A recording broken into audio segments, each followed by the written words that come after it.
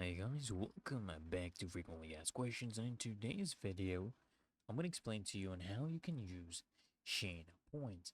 So it's really easy and simple. First things first, open up your Shein app or go to the website on your PC.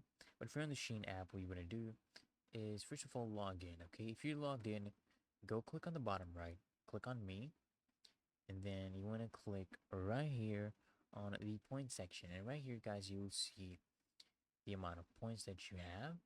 So basically, each 100 points is equal to $1. So when you're making a purchase, the points, basically the amount of points you have, deduct from the total amount, but up to 70%, okay? You can deduct, you can use the points to deduct to up to 70% of the total amount of products when you actually place the order, okay? The total price of the product, which excludes postage, insurance, and taxes, okay? So it's really easy and simple. So during checkout, it will automatically apply the points. So I hope this video helps you out and shed some light. And if it did, guys, consider smashing that like button as well as subscribing to Frequently Asked Questions.